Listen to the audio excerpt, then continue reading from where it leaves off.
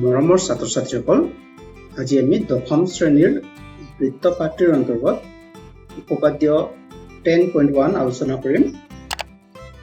উপপাদ্যটো হ'ল এটা বৃত্তৰ যিকোনো বিন্দুত টনা স্পৰ্শকডাল স্পৰ্শবিন্দুৰ মাজেৰে যোৱা ব্যাসাৰ্ধৰ লম্ব। ছাত্ৰ ছাত্ৰীসকল, এই উপপাদ্যটো প্ৰমাণ কৰিবলৈ আমাক অন্য এটা উপপাদ্যৰ প্ৰয়োজন হ'ব।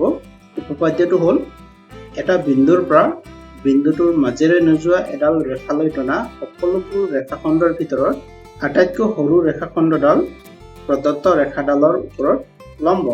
চিত্ৰত এডাল ৰেখা PQৰ ওপৰত থকা A বিন্দুৰ পৰা PQৰ ওপৰত থকা B বিন্দু সংযোগ কৰি AB ৰেখাখণ্ড অঁকা হৈছে। AB ৰেখাখণ্ডডালৰ দৈৰ্ঘ্য আৰু AB ৰেখাখণ্ডই PQ ৰেখাৰ ওপৰত উৎপন্ন কৰা কোণ দুটাও দেখুওৱা হৈছে।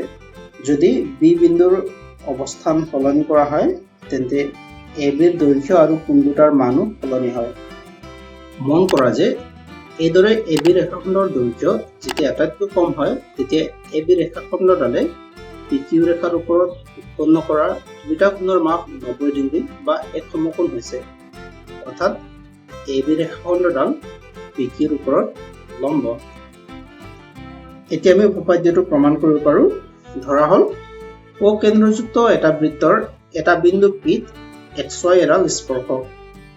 OP হ'ল স্পৰ্শবিন্দু Pৰ মাজেৰে যোৱা ব্যাসাৰ্ধ। আমি প্ৰমাণ কৰিব লাগে যে OP ব্যাসাৰ্ধডাল XY লম্ব। এতিয়া XYৰ ওপৰত আৰু এটা বিন্দু Q লৈ OQ সংযোগ কৰা হ'ল। মন কৰা যে Q বিন্দুটো বৃত্তটোৰ বাহিৰত আছে, কাৰণ যদি Q বিন্দুটো বৃত্তটোৰ ভিতৰত থাকে তেন্তে XY বৃত্তটোৰ এডাল ছেদক হ'ব আৰু স্পৰ্শক হ'ব নোৱাৰে। গতিকে OQ বৃত্তৰ ব্যাসাৰ্ধ OPতকৈ দীঘল, অৰ্থাৎ OQ is greater than OP। যিহেতু এইটো P বিন্দুৰ বাদে XY ৰেখা থকা প্ৰতিটো বিন্দুৰ বাবে হয়, সেয়েহে XY ৰেখা থকা বিন্দুবোৰলৈ O বিন্দুৰ পৰা টনা ৰেখাখণ্ডৰ ভিতৰত OPৰ দৈৰ্ঘ্য আটাইতকৈ কম। গতিকে OP XYৰ লম্ব।